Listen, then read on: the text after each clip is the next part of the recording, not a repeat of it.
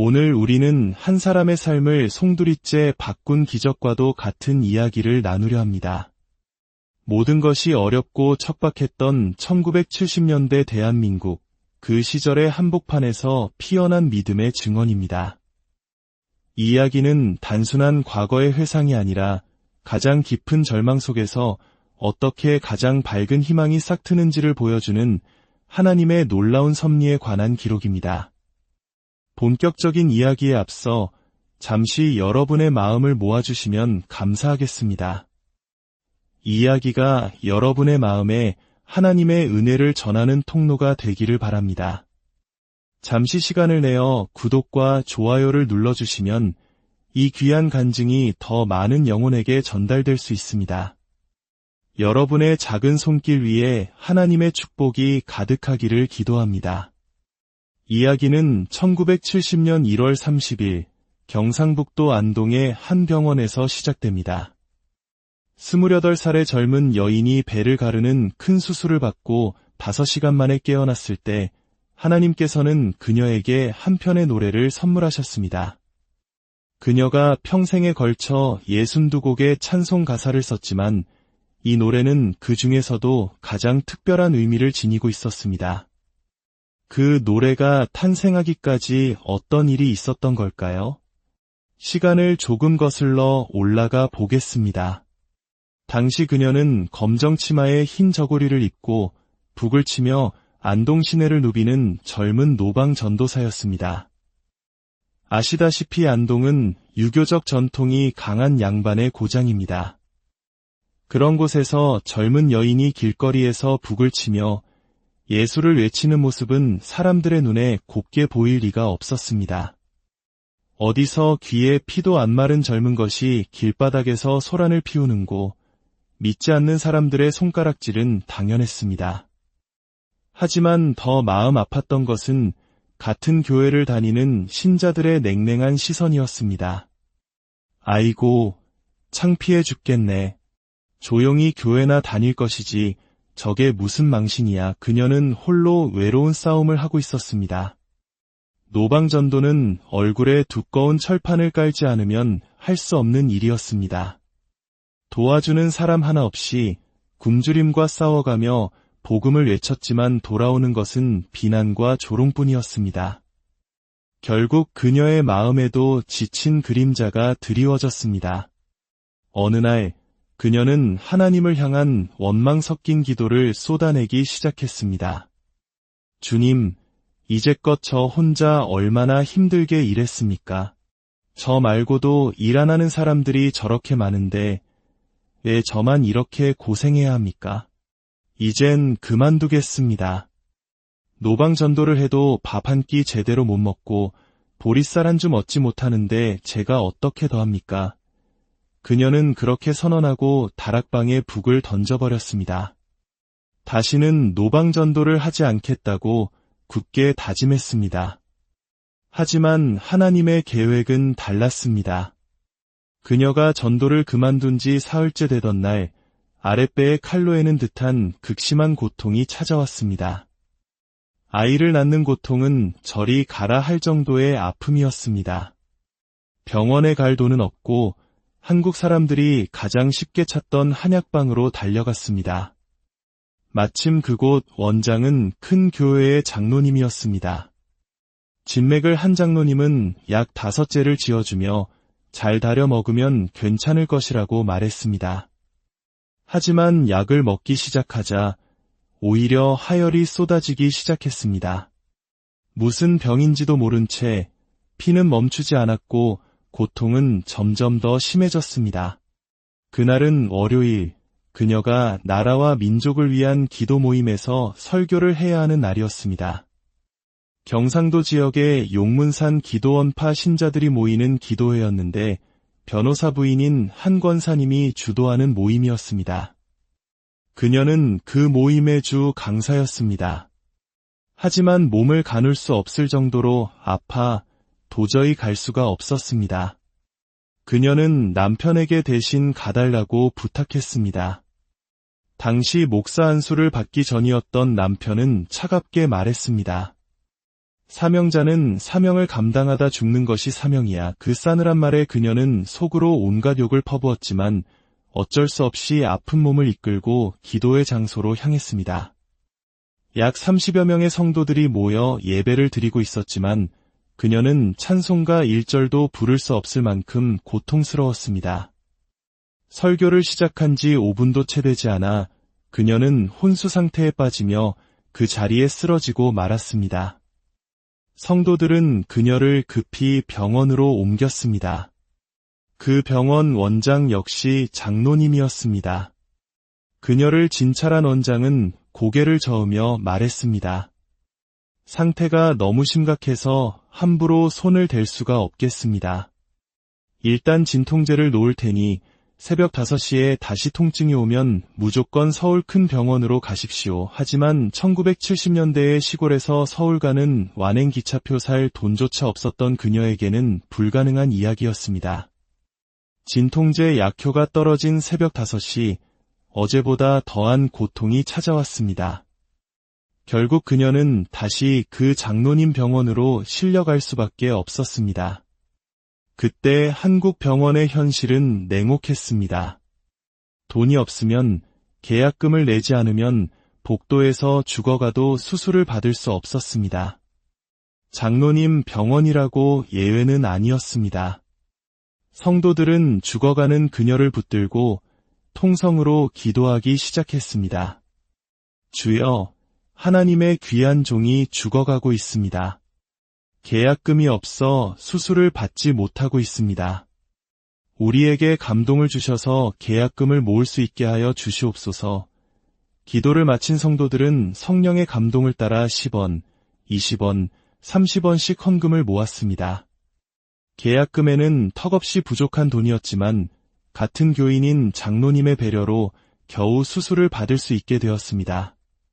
다만 병원 측은 수술 도중 잘못되어도 책임을 묻지 않겠다는 각서에 남편의 서명을 받아냈습니다. 집에서 병원으로 가는 길, 그녀는 6번이나 죽음의 문턱을 넘나들었습니다.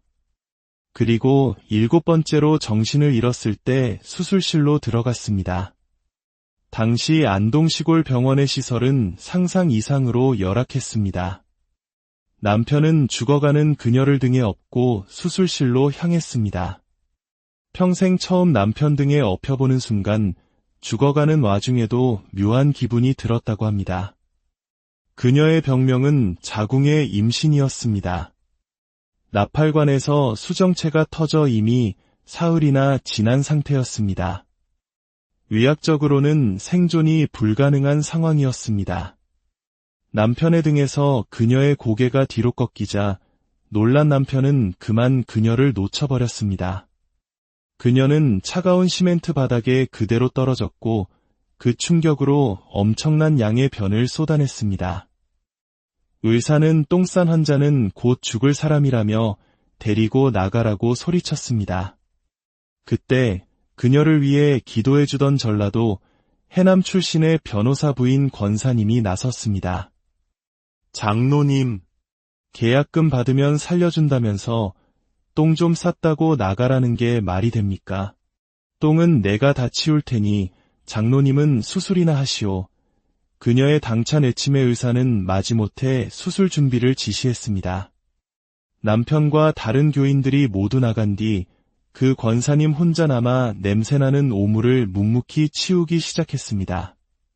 그녀는 울면서 구수한 전라도 사투리로 기도했습니다.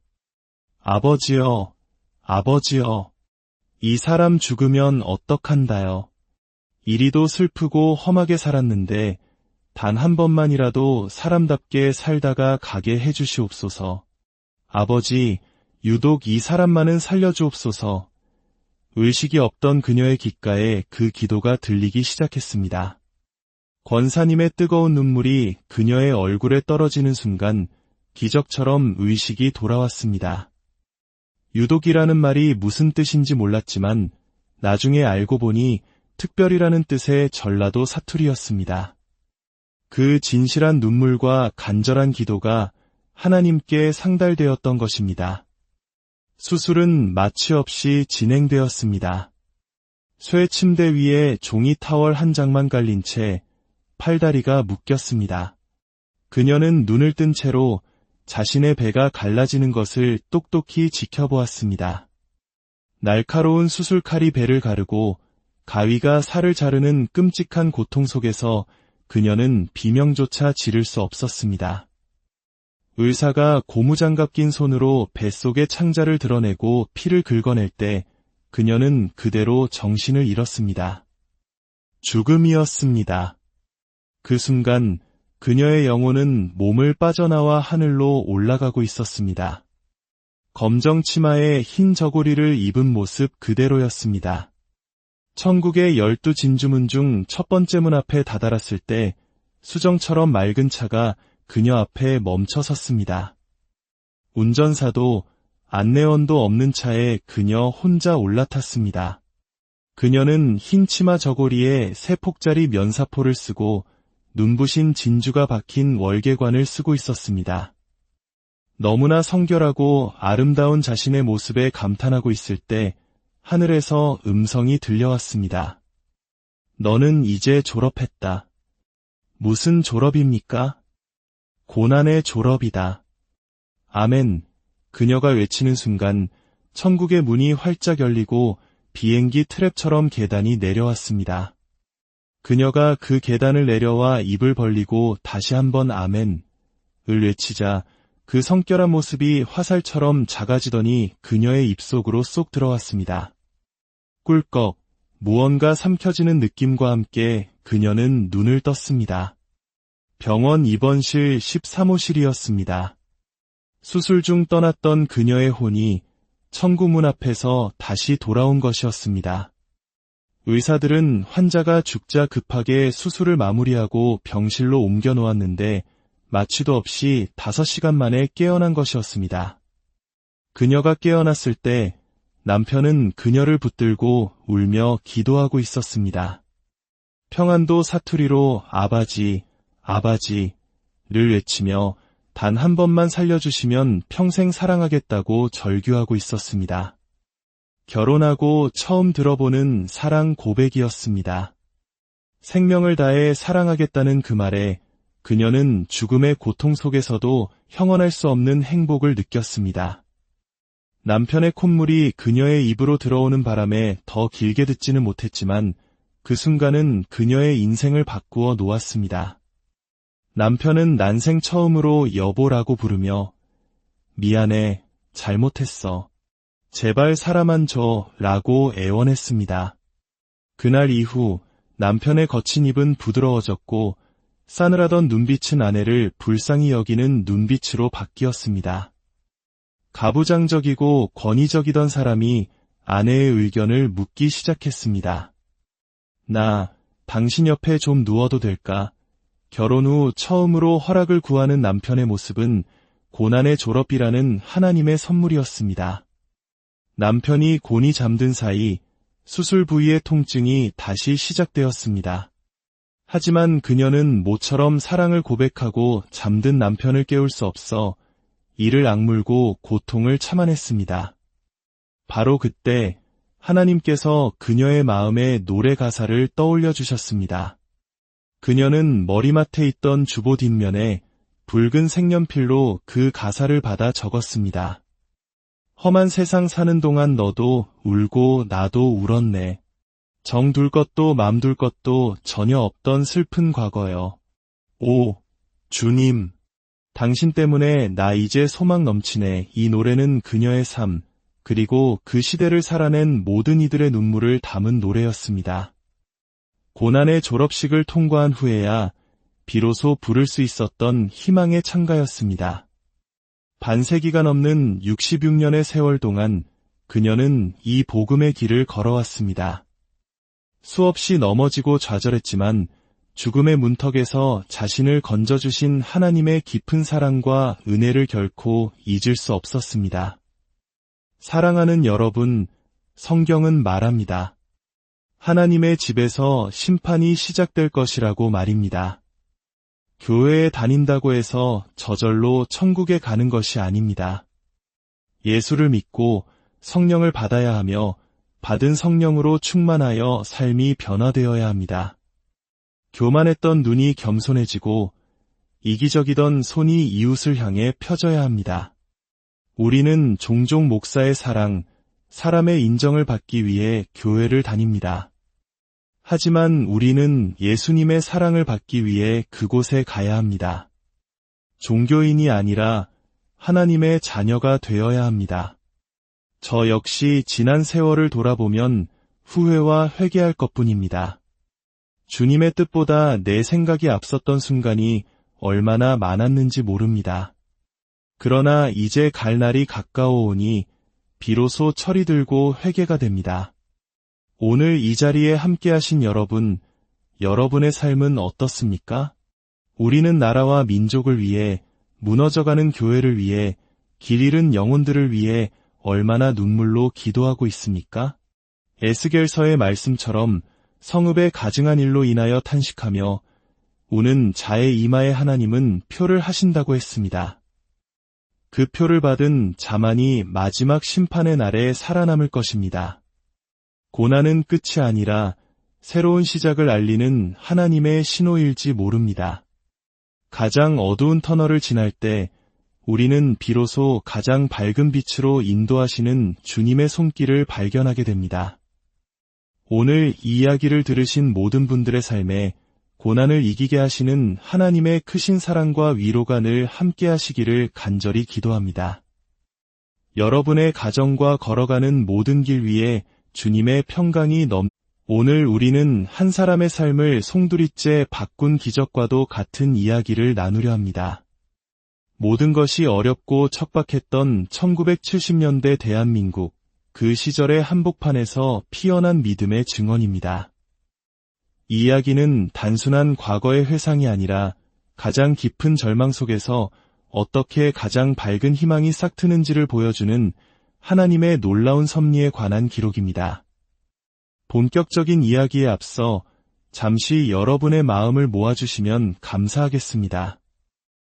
이 이야기가 여러분의 마음에 하나님의 은혜를 전하는 통로가 되기를 바랍니다. 잠시 시간을 내어 구독과 좋아요를 눌러주시면 이 귀한 간증이 더 많은 영혼에게 전달될 수 있습니다. 여러분의 작은 손길 위에 하나님의 축복이 가득하기를 기도합니다. 이야기는 1970년 1월 30일 경상북도 안동의 한 병원에서 시작됩니다. 28살의 젊은 여인이 배를 가르는 큰 수술을 받고 5시간 만에 깨어났을 때 하나님께서는 그녀에게 한 편의 노래를 선물하셨습니다. 그녀가 평생에 걸쳐 62곡의 찬송 가사를 썼지만 이 노래는 그 중에서도 가장 특별한 의미를 지니고 있었습니다. 그 노래가 탄생하기까지 어떤 일이 있었던 걸까요? 시간을 조금 거슬러 올라가 보겠습니다. 당시 그녀는 검정 치마에 흰 저고리를 입고 북을 치며 안동 시내를 누비는 젊은 노방 전도사였습니다. 아시다시피 안동은 유교적 전통이 강한 양반의 고장입니다. 그런 곳에서 젊은 여인이 길거리에서 북을 치며 예수를 외치는 모습은 사람들의 눈에 곱게 보일 리가 없었습니다. 어디서 귀에 피도 안 마른 젊은 것이 길바닥에서 소란을 피우는고 믿지 않는 사람들의 손가락질은 당연했습니다. 하지만 더 마음 아팠던 것은 같은 교회를 다니는 신자들의 냉랭한 시선이었습니다. 아이고, 창피해 죽겠네. 조용히 교회나 다닐 것이지 저게 무슨 망신이야. 그녀는 홀로 외로운 싸움을 하고 있었습니다. 노방전도는 얼굴에 두꺼운 철판을 깔지 않으면 할 수 없는 일이었습니다.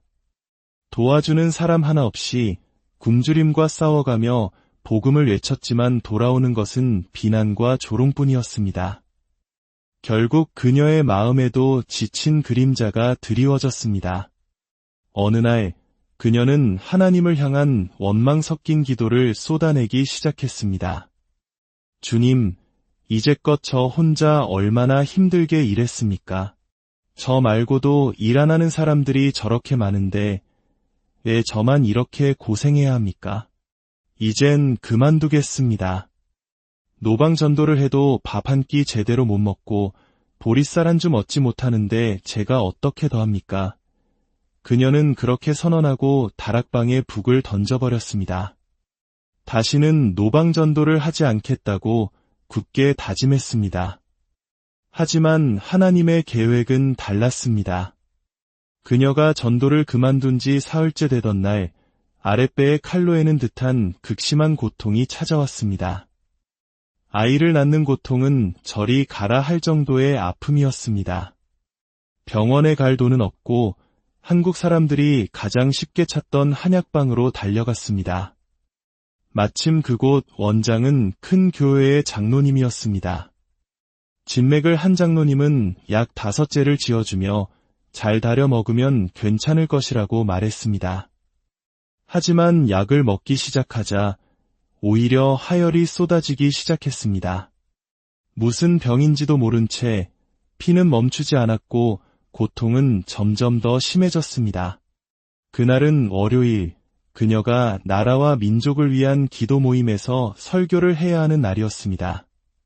경상도 지역의 용문산 기도원파 신자들이 모이는 기도회였는데 변호사 부인인 한 권사님이 주도하는 모임이었습니다. 그녀는 그 모임의 주 강사였습니다. 하지만 몸을 가눌 수 없을 정도로 아파 도저히 갈 수가 없었습니다.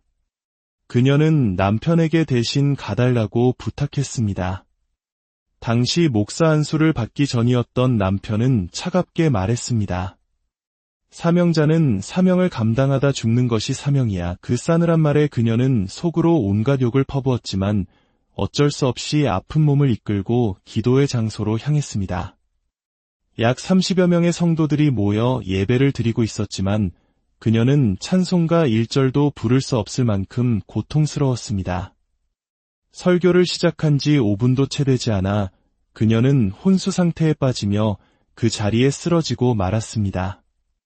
성도들은 그녀를 급히 병원으로 옮겼습니다. 그 병원 원장 역시 장로님이었습니다. 그녀를 진찰한 원장은 고개를 저으며 말했습니다. 상태가 너무 심각해서 함부로 손을 댈 수가 없겠습니다. 일단 진통제를 놓을 테니 새벽 5시에 다시 통증이 오면 무조건 서울 큰 병원으로 가십시오. 하지만 1970년대의 시골에서 서울 가는 완행 기차표 살 돈조차 없었던 그녀에게는 불가능한 이야기였습니다. 진통제 약효가 떨어진 새벽 5시, 어제보다 더한 고통이 찾아왔습니다. 결국 그녀는 다시 그 장로님 병원으로 실려갈 수밖에 없었습니다. 그때 한국 병원의 현실은 냉혹했습니다. 돈이 없으면 계약금을 내지 않으면 복도에서 죽어가도 수술을 받을 수 없었습니다. 장로님 병원이라고 예외는 아니었습니다. 성도들은 죽어가는 그녀를 붙들고 통성으로 기도하기 시작했습니다. 주여, 하나님의 귀한 종이 죽어가고 있습니다. 계약금이 없어 수술을 받지 못하고 있습니다. 우리에게 감동을 주셔서 계약금을 모을 수 있게 하여 주시옵소서. 기도를 마친 성도들은 성령의 감동을 따라 10원, 20원, 30원씩 헌금을 모았습니다. 계약금에는 턱없이 부족한 돈이었지만 같은 교인인 장로님의 배려로 겨우 수술을 받을 수 있게 되었습니다. 다만 병원 측은 수술 도중 잘못되어도 책임을 묻지 않겠다는 각서에 남편의 서명을 받아냈습니다. 집에서 병원으로 가는 길, 그녀는 6번이나 죽음의 문턱을 넘나들었습니다. 그리고 7번째로 정신을 잃었을 때 수술실로 들어갔습니다. 당시 안동시골 병원의 시설은 상상 이상으로 열악했습니다. 남편은 죽어가는 그녀를 등에 업고 수술실로 향했습니다. 평생 처음 남편 등에 업혀보는 순간 죽어가는 와중에도 묘한 기분이 들었다고 합니다. 그녀의 병명은 자궁의 임신이었습니다. 나팔관에서 수정체가 터져 이미 사흘이나 지난 상태였습니다. 의학적으로는 생존이 불가능한 상황이었습니다. 남편의 등에서 그녀의 고개가 뒤로 꺾이자 놀란 남편은 그만 그녀를 놓쳐버렸습니다. 그녀는 차가운 시멘트 바닥에 그대로 떨어졌고 그 충격으로 엄청난 양의 변을 쏟아냈습니다. 의사는 똥 싼 환자는 곧 죽을 사람이라며 데리고 나가라고 소리쳤습니다. 그때 그녀를 위해 기도해주던 전라도 해남 출신의 변호사 부인 권사님이 나섰습니다. 장로님, 계약금 받으면 살려준다면서 똥 좀 쌌다고 나가라는 게 말이 됩니까?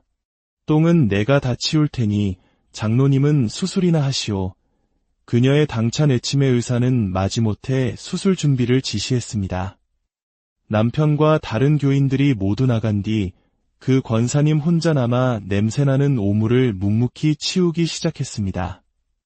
그녀는 울면서 구수한 전라도 사투리로 기도했습니다.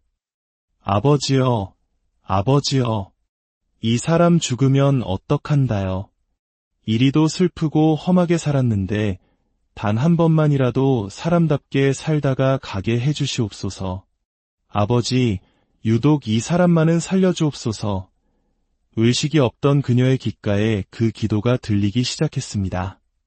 권사님의 뜨거운 눈물이 그녀의 얼굴에 떨어지는 순간 기적처럼 의식이 돌아왔습니다.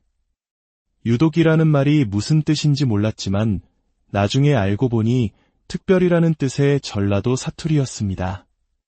그 진실한 눈물과 간절한 기도가 하나님께 상달되었던 것입니다. 수술은 마취 없이 진행되었습니다. 쇠 침대 위에 종이 타월 한 장만 깔린 채 팔다리가 묶였습니다. 그녀는 눈을 뜬 채로 자신의 배가 갈라지는 것을 똑똑히 지켜보았습니다. 날카로운 수술칼이 배를 가르고 가위가 살을 자르는 끔찍한 고통 속에서 그녀는 비명조차 지를 수 없었습니다. 의사가 고무장갑 낀 손으로 뱃속의 창자를 드러내고 피를 긁어낼 때 그녀는 그대로 정신을 잃었습니다. 죽음이었습니다. 그 순간 그녀의 영혼은 몸을 빠져나와 하늘로 올라가고 있었습니다. 검정 치마에 흰 저고리를 입은 모습 그대로였습니다. 천국의 12 진주문 중 첫 번째 문 앞에 다다랐을 때 수정처럼 맑은 차가 그녀 앞에 멈춰 섰습니다. 운전사도 안내원도 없는 차에 그녀 혼자 올라탔습니다. 그녀는 흰 치마 저고리에 3폭짜리 면사포를 쓰고 눈부신 진주가 박힌 월계관을 쓰고 있었습니다. 너무나 성결하고 아름다운 자신의 모습에 감탄하고 있을 때 하늘에서 음성이 들려왔습니다. 너는 이제 졸업했다. 무슨 졸업입니까? 고난의 졸업이다. 아멘. 그녀가 외치는 순간 천국의 문이 활짝 열리고 비행기 트랩처럼 계단이 내려왔습니다. 그녀가 그 계단을 내려와 입을 벌리고 다시 한번 아멘을 외치자 그 성결한 모습이 화살처럼 작아지더니 그녀의 입속으로 쏙 들어왔습니다. 꿀꺽, 무언가 삼켜지는 느낌과 함께 그녀는 눈을 떴습니다.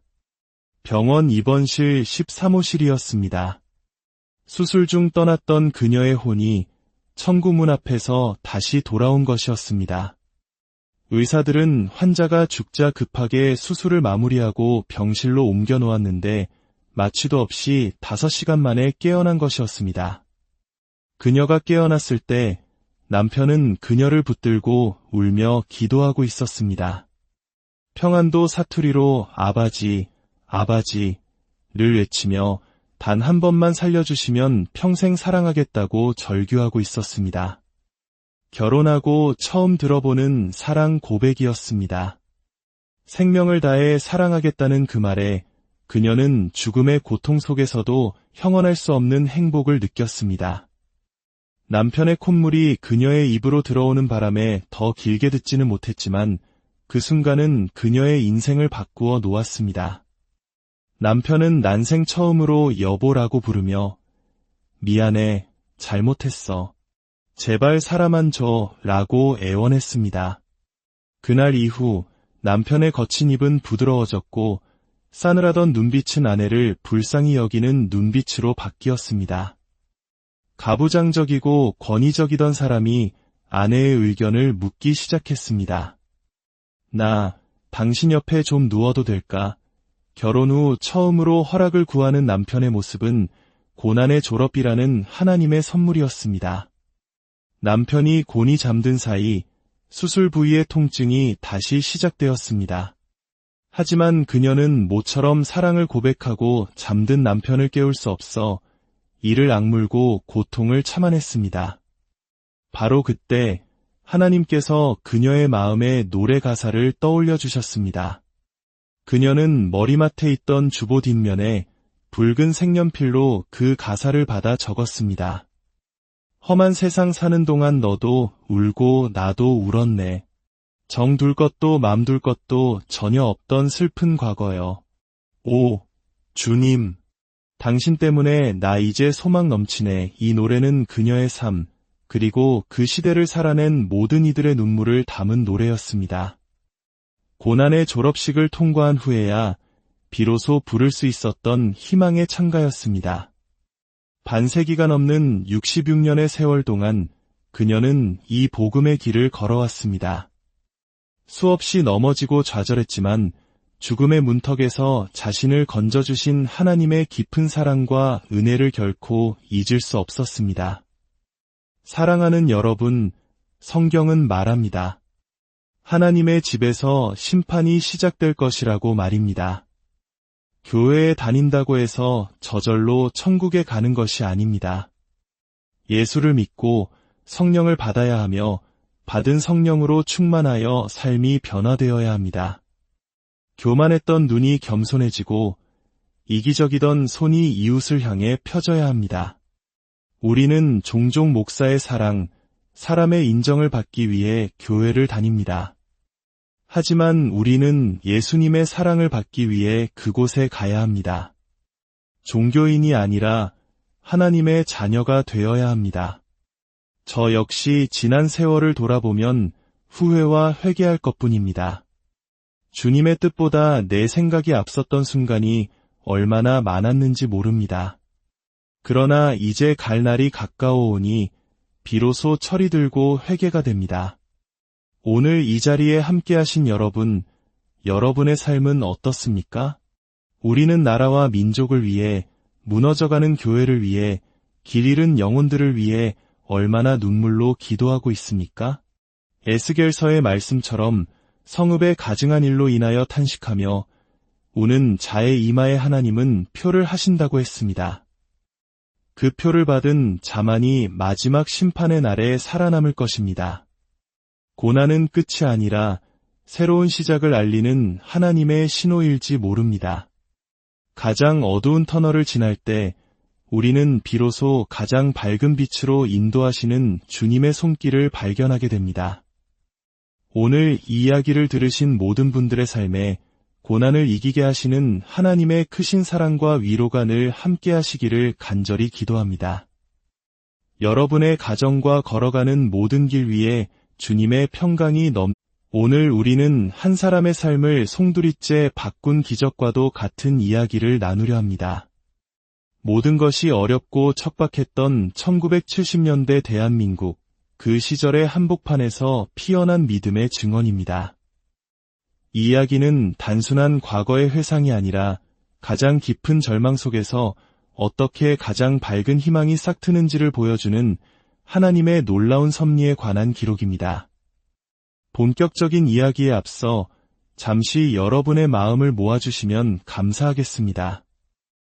이 이야기가 여러분의 마음에 하나님의 은혜를 전하는 통로가 되기를 바랍니다. 잠시 시간을 내어 구독과 좋아요를 눌러주시면 이 귀한 간증이 더 많은 영혼에게 전달될 수 있습니다. 여러분의 작은 손길 위에 하나님의 축복이 가득하기를 기도합니다. 이야기는 1970년 1월 30일 경상북도 안동의 한 병원에서 시작됩니다. 28살의 젊은 여인이 배를 가르는 큰 수술을 받고 5시간 만에 깨어났을 때 하나님께서는 그녀에게 한 편의 노래를 선물하셨습니다. 그녀가 평생에 걸쳐 62곡의 찬송 가사를 썼지만 이 노래는 그 중에서도 가장 특별한 의미를 지니고 있었습니다.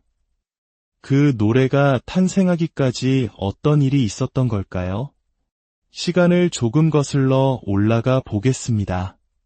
당시 그녀는 검정 치마에 흰 저고리를 입고 북을 치며 안동 시내를 누비는 젊은 노방 전도사였습니다.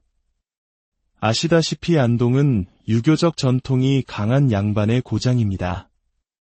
그런 곳에서 젊은 여인이 길거리에서 북을 치며 예수를 외치는 모습은 사람들의 눈에 곱게 보일 리가 없었습니다.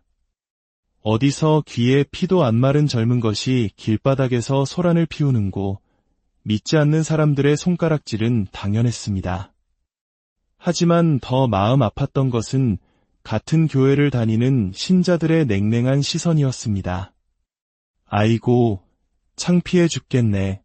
조용히 교회나 다닐 것이지 저게 무슨 망신이야. 그녀는 홀로 외로운 싸움을 하고 있었습니다. 노방전도는 얼굴에 두꺼운 철판을 깔지 않으면 할 수 없는 일이었습니다. 도와주는 사람 하나 없이 굶주림과 싸워가며 복음을 외쳤지만 돌아오는 것은 비난과 조롱뿐이었습니다. 결국 그녀의 마음에도 지친 그림자가 드리워졌습니다. 어느 날 그녀는 하나님을 향한 원망 섞인 기도를 쏟아내기 시작했습니다. 주님, 이제껏 저 혼자 얼마나 힘들게 일했습니까? 저 말고도 일 안 하는 사람들이 저렇게 많은데 왜 저만 이렇게 고생해야 합니까? 이젠 그만두겠습니다. 노방 전도를 해도 밥 한 끼 제대로 못 먹고 보리쌀 한 줌 얻지 못하는데 제가 어떻게 더합니까? 그녀는 그렇게 선언하고 다락방에 북을 던져버렸습니다. 다시는 노방 전도를 하지 않겠다고 굳게 다짐했습니다. 하지만 하나님의 계획은 달랐습니다. 그녀가 전도를 그만둔 지 사흘째 되던 날 아랫배에 칼로 에는 듯한 극심한 고통이 찾아왔습니다. 아이를 낳는 고통은 저리 가라 할 정도의 아픔이었습니다. 병원에 갈 돈은 없고 한국 사람들이 가장 쉽게 찾던 한약방으로 달려갔습니다. 마침 그곳 원장은 큰 교회의 장로님이었습니다. 진맥을 한 장로님은 약 5제를 지어주며 잘 다려 먹으면 괜찮을 것이라고 말했습니다. 하지만 약을 먹기 시작하자 오히려 하열이 쏟아지기 시작했습니다. 무슨 병인지도 모른 채 피는 멈추지 않았고 고통은 점점 더 심해졌습니다. 그날은 월요일, 그녀가 나라와 민족을 위한 기도 모임에서 설교를 해야 하는 날이었습니다. 경상도 지역의 용문산 기도원파 신자들이 모이는 기도회였는데 변호사 부인인 한 권사님이 주도하는 모임이었습니다. 그녀는 그 모임의 주 강사였습니다.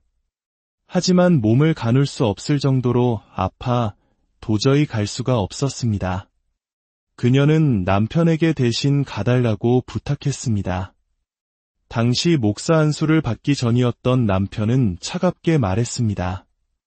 사명자는 사명을 감당하다 죽는 것이 사명이야. 그 싸늘한 말에 그녀는 속으로 온갖 욕을 퍼부었지만 어쩔 수 없이 아픈 몸을 이끌고 기도의 장소로 향했습니다. 약 30여 명의 성도들이 모여 예배를 드리고 있었지만 그녀는 찬송가 1절도 부를 수 없을 만큼 고통스러웠습니다. 설교를 시작한 지 5분도 채 되지 않아 그녀는 혼수 상태에 빠지며 그 자리에 쓰러지고 말았습니다. 성도들은 그녀를 급히 병원으로 옮겼습니다. 그 병원 원장 역시 장로님이었습니다. 그녀를 진찰한 원장은 고개를 저으며 말했습니다. 상태가 너무 심각해서 함부로 손을 댈 수가 없겠습니다. 일단 진통제를 놓을 테니 새벽 5시에 다시 통증이 오면 무조건 서울 큰 병원으로 가십시오. 하지만 1970년대의 시골에서 서울 가는 완행 기차표 살 돈조차 없었던 그녀에게는 불가능한 이야기였습니다. 진통제 약효가 떨어진 새벽 5시, 어제보다 더한 고통이 찾아왔습니다. 결국 그녀는 다시 그 장로님 병원으로 실려갈 수밖에 없었습니다. 그때 한국 병원의 현실은 냉혹했습니다. 돈이 없으면 계약금을 내지 않으면 복도에서 죽어가도 수술을 받을 수 없었습니다. 장로님 병원이라고 예외는 아니었습니다. 성도들은 죽어가는 그녀를 붙들고 통성으로 기도하기 시작했습니다. 주여, 하나님의 귀한 종이 죽어가고 있습니다. 계약금이 없어 수술을 받지 못하고 있습니다. 우리에게 감동을 주셔서 계약금을 모을 수 있게 하여 주시옵소서. 기도를 마친 성도들은 성령의 감동을 따라 10원, 20원, 30원씩 헌금을 모았습니다. 계약금에는 턱없이 부족한 돈이었지만 같은 교인인 장로님의 배려로 겨우 수술을 받을 수 있게 되었습니다. 다만 병원 측은 수술 도중 잘못되어도 책임을 묻지 않겠다는 각서에 남편의 서명을 받아냈습니다.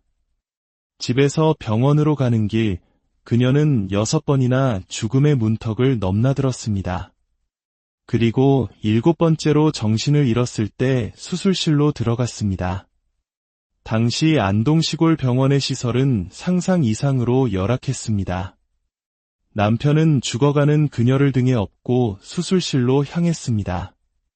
평생 처음 남편 등에 업혀보는 순간 죽어가는 와중에도 묘한 기분이 들었다고 합니다. 그녀의 병명은 자궁의 임신이었습니다. 나팔관에서 수정체가 터져 이미 사흘이나 지난 상태였습니다. 의학적으로는 생존이 불가능한 상황이었습니다.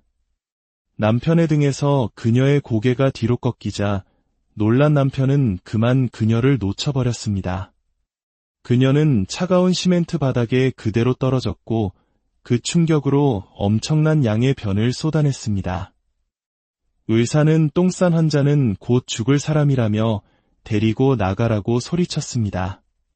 그때 그녀를 위해 기도해주던 전라도 해남 출신의 변호사 부인 권사님이 나섰습니다. 장로님, 계약금 받으면 살려준다면서 똥 좀 쌌다고 나가라는 게 말이 됩니까? 똥은 내가 다 치울 테니 장로님은 수술이나 하시오. 그녀의 당찬 애침의 의사는 마지못해 수술 준비를 지시했습니다. 남편과 다른 교인들이 모두 나간 뒤 그 권사님 혼자 남아 냄새나는 오물을 묵묵히 치우기 시작했습니다. 그녀는 울면서 구수한 전라도 사투리로 기도했습니다. 아버지여, 아버지여, 이 사람 죽으면 어떡한다요. 이리도 슬프고 험하게 살았는데 단 한 번만이라도 사람답게 살다가 가게 해주시옵소서. 아버지, 유독 이 사람만은 살려주옵소서. 의식이 없던 그녀의 귓가에 그 기도가 들리기 시작했습니다. 권사님의 뜨거운 눈물이 그녀의 얼굴에 떨어지는 순간 기적처럼 의식이 돌아왔습니다. 유독이라는 말이 무슨 뜻인지 몰랐지만 나중에 알고 보니 특별이라는 뜻의 전라도 사투리였습니다. 그 진실한 눈물과 간절한 기도가 하나님께 상달되었던 것입니다. 수술은 마취 없이 진행되었습니다. 쇠 침대 위에 종이 타월 한 장만 깔린 채 팔다리가 묶였습니다. 그녀는 눈을 뜬 채로 자신의 배가 갈라지는 것을 똑똑히 지켜보았습니다. 날카로운 수술칼이 배를 가르고 가위가 살을 자르는 끔찍한 고통 속에서 그녀는 비명조차 지를 수 없었습니다.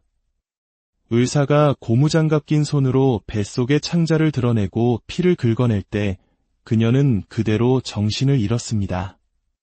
죽음이었습니다. 그 순간 그녀의 영혼은 몸을 빠져나와 하늘로 올라가고 있었습니다. 검정 치마에 흰 저고리를 입은 모습 그대로였습니다. 천국의 12진주문 중 첫 번째 문 앞에 다다랐을 때 수정처럼 맑은 차가 그녀 앞에 멈춰 섰습니다. 운전사도 안내원도 없는 차에 그녀 혼자 올라탔습니다. 그녀는 흰 치마 저고리에 세 폭짜리 면사포를 쓰고 눈부신 진주가 박힌 월계관을 쓰고 있었습니다. 너무나 성결하고 아름다운 자신의 모습에 감탄하고 있을 때 하늘에서 음성이 들려왔습니다. 너는 이제 졸업했다. 무슨 졸업입니까? 고난의 졸업이다. 아멘. 그녀가 외치는 순간 천국의 문이 활짝 열리고 비행기 트랩처럼 계단이 내려왔습니다. 그녀가 그 계단을 내려와 입을 벌리고 다시 한번 아멘을 외치자 그 성결한 모습이 화살처럼 작아지더니 그녀의 입속으로 쏙 들어왔습니다. 꿀꺽, 무언가 삼켜지는 느낌과 함께 그녀는 눈을 떴습니다. 병원 입원실 13호실이었습니다. 수술 중 떠났던 그녀의 혼이 천국문 앞에서 다시 돌아온 것이었습니다. 의사들은 환자가 죽자 급하게 수술을 마무리하고 병실로 옮겨 놓았는데 마취도 없이 5시간 만에 깨어난 것이었습니다. 그녀가 깨어났을 때 남편은 그녀를 붙들고 울며 기도하고 있었습니다. 평안도 사투리로 아바지, 아바지를 외치며 단 한 번만 살려주시면 평생 사랑하겠다고 절규하고 있었습니다. 결혼하고 처음 들어보는 사랑 고백이었습니다. 생명을 다해 사랑하겠다는 그 말에 그녀는 죽음의 고통 속에서도 형언할 수 없는 행복을 느꼈습니다. 남편의 콧물이 그녀의 입으로 들어오는 바람에 더 길게 듣지는 못했지만 그 순간은 그녀의 인생을 바꾸어 놓았습니다. 남편은 난생 처음으로 여보라고 부르며 미안해, 잘못했어. 제발 사람만 줘 라고 애원했습니다. 그날 이후 남편의 거친 입은 부드러워졌고 싸늘하던 눈빛은 아내를 불쌍히 여기는 눈빛으로 바뀌었습니다. 가부장적이고 권위적이던 사람이 아내의 의견을 묻기 시작했습니다. 나, 당신 옆에 좀 누워도 될까? 결혼 후 처음으로 허락을 구하는 남편의 모습은 고난의 졸업이라는 하나님의 선물이었습니다. 남편이 곤히 잠든 사이 수술 부위의 통증이 다시 시작되었습니다. 하지만 그녀는 모처럼 사랑을 고백하고 잠든 남편을 깨울 수 없어 이를 악물고 고통을 참아냈습니다. 바로 그때 하나님께서 그녀의 마음에 노래 가사를 떠올려 주셨습니다. 그녀는 머리맡에 있던 주보 뒷면에 붉은 색연필로 그 가사를 받아 적었습니다. 험한 세상 사는 동안 너도 울고 나도 울었네. 정 둘 것도 맘 둘 것도 전혀 없던 슬픈 과거여. 오, 주님. 당신 때문에 나 이제 소망 넘치네. 이 노래는 그녀의 삶, 그리고 그 시대를 살아낸 모든 이들의 눈물을 담은 노래였습니다. 고난의 졸업식을 통과한 후에야 비로소 부를 수 있었던 희망의 찬가였습니다. 반세기가 넘는 66년의 세월 동안 그녀는 이 복음의 길을 걸어왔습니다. 수없이 넘어지고 좌절했지만 죽음의 문턱에서 자신을 건져주신 하나님의 깊은 사랑과 은혜를 결코 잊을 수 없었습니다. 사랑하는 여러분, 성경은 말합니다. 하나님의 집에서 심판이 시작될 것이라고 말입니다. 교회에 다닌다고 해서 저절로 천국에 가는 것이 아닙니다. 예수를 믿고 성령을 받아야 하며 받은 성령으로 충만하여 삶이 변화되어야 합니다. 교만했던 눈이 겸손해지고 이기적이던 손이 이웃을 향해 펴져야 합니다. 우리는 종종 목사의 사랑, 사람의 인정을 받기 위해 교회를 다닙니다. 하지만 우리는 예수님의 사랑을 받기 위해 그곳에 가야 합니다. 종교인이 아니라 하나님의 자녀가 되어야 합니다. 저 역시 지난 세월을 돌아보면 후회와 회개할 것뿐입니다. 주님의 뜻보다 내 생각이 앞섰던 순간이 얼마나 많았는지 모릅니다. 그러나 이제 갈 날이 가까워오니 비로소 철이 들고 회개가 됩니다. 오늘 이 자리에 함께하신 여러분, 여러분의 삶은 어떻습니까? 우리는 나라와 민족을 위해, 무너져가는 교회를 위해, 길 잃은 영혼들을 위해 얼마나 눈물로 기도하고 있습니까? 에스겔서의 말씀처럼 성읍의 가증한 일로 인하여 탄식하며 우는 자의 이마에 하나님은 표를 하신다고 했습니다. 그 표를 받은 자만이 마지막 심판의 날에 살아남을 것입니다. 고난은 끝이 아니라 새로운 시작을 알리는 하나님의 신호일지 모릅니다. 가장 어두운 터널을 지날 때 우리는 비로소 가장 밝은 빛으로 인도하시는 주님의 손길을 발견하게 됩니다. 오늘 이 이야기를 들으신 모든 분들의 삶에 고난을 이기게 하시는 하나님의 크신 사랑과 위로가 늘 함께 하시기를 간절히 기도합니다. 여러분의 가정과 걸어가는 모든 길 위에 주님의 평강이 오늘 우리는 한 사람의 삶을 송두리째 바꾼 기적과도 같은 이야기를 나누려 합니다. 모든 것이 어렵고 척박했던 1970년대 대한민국, 그 시절의 한복판에서 피어난 믿음의 증언입니다. 이 이야기는 단순한 과거의 회상이 아니라 가장 깊은 절망 속에서 어떻게 가장 밝은 희망이 싹트는지를 보여주는 하나님의 놀라운 섭리에 관한 기록입니다. 본격적인 이야기에 앞서 잠시 여러분의 마음을 모아주시면 감사하겠습니다. 이 이야기가 여러분의 마음에 하나님의 은혜를 전하는 통로가 되기를 바랍니다. 잠시 시간을 내어 구독과 좋아요를 눌러주시면 이 귀한 간증이 더 많은 영혼에게 전달될 수 있습니다. 여러분의 작은 손길 위에 하나님의 축복이 가득하기를 기도합니다.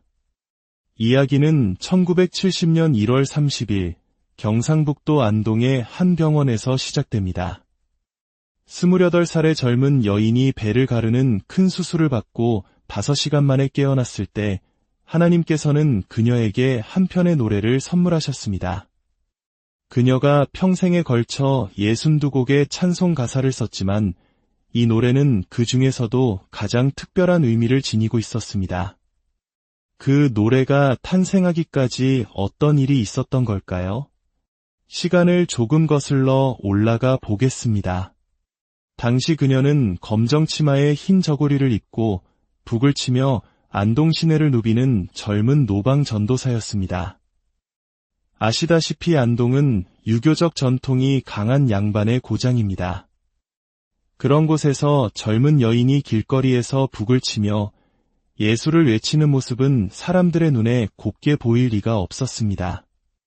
어디서 귀에 피도 안 마른 젊은 것이 길바닥에서 소란을 피우는고 믿지 않는 사람들의 손가락질은 당연했습니다. 하지만 더 마음 아팠던 것은 같은 교회를 다니는 신자들의 냉랭한 시선이었습니다. 아이고, 창피해 죽겠네.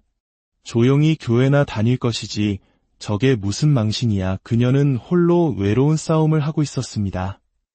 노방전도는 얼굴에 두꺼운 철판을 깔지 않으면 할 수 없는 일이었습니다.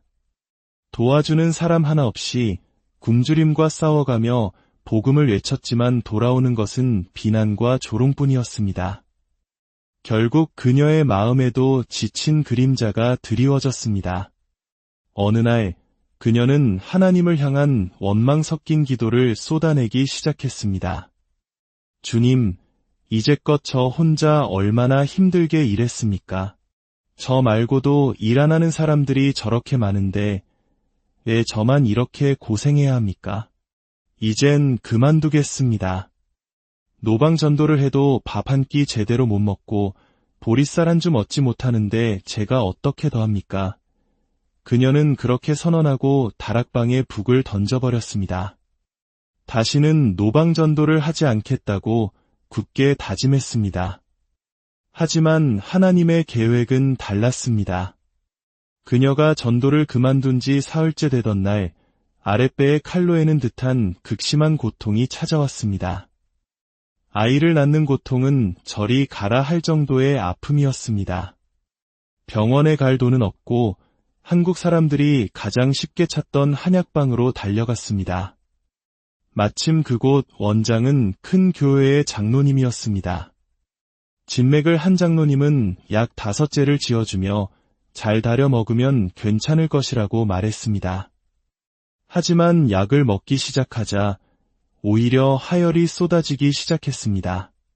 무슨 병인지도 모른 채 피는 멈추지 않았고 고통은 점점 더 심해졌습니다.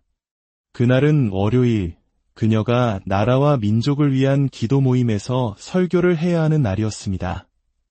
경상도 지역의 용문산 기도원파 신자들이 모이는 기도회였는데 변호사 부인인 한 권사님이 주도하는 모임이었습니다.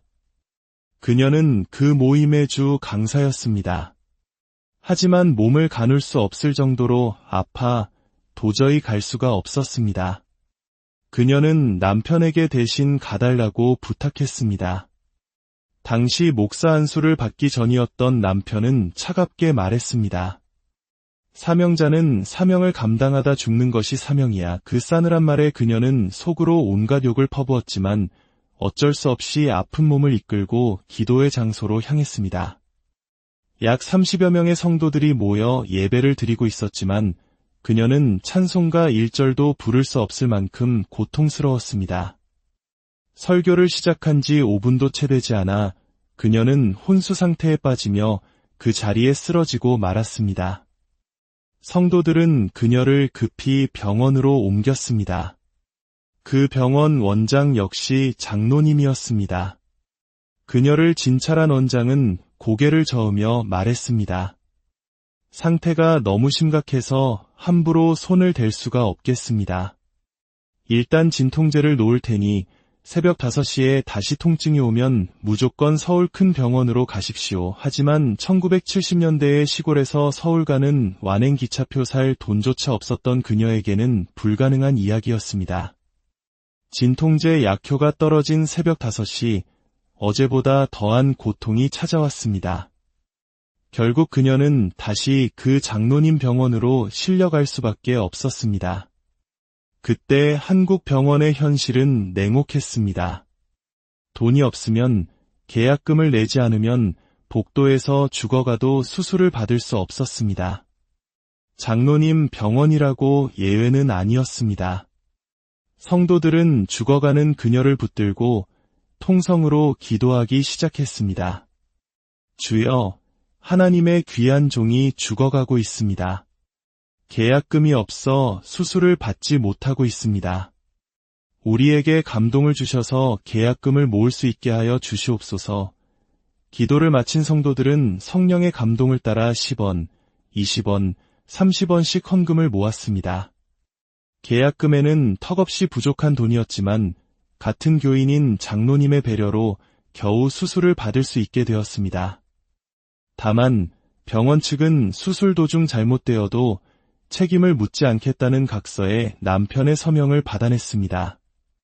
집에서 병원으로 가는 길, 그녀는 6번이나 죽음의 문턱을 넘나들었습니다. 그리고 7번째로 정신을 잃었을 때 수술실로 들어갔습니다. 당시 안동시골 병원의 시설은 상상 이상으로 열악했습니다. 남편은 죽어가는 그녀를 등에 업고 수술실로 향했습니다. 평생 처음 남편 등에 업혀보는 순간 죽어가는 와중에도 묘한 기분이 들었다고 합니다. 그녀의 병명은 자궁의 임신이었습니다. 나팔관에서 수정체가 터져 이미 사흘이나 지난 상태였습니다. 의학적으로는 생존이 불가능한 상황이었습니다.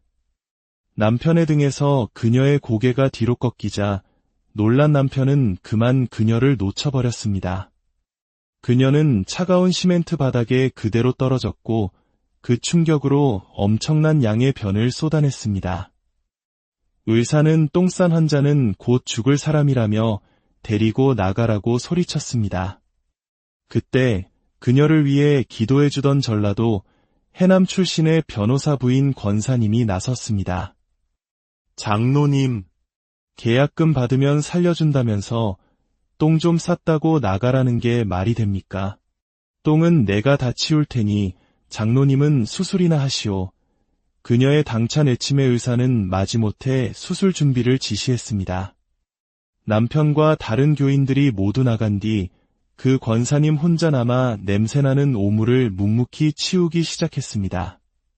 그녀는 울면서 구수한 전라도 사투리로 기도했습니다. 아버지여, 아버지여, 이 사람 죽으면 어떡한다요. 이리도 슬프고 험하게 살았는데 단 한 번만이라도 사람답게 살다가 가게 해주시옵소서. 아버지, 유독 이 사람만은 살려주옵소서.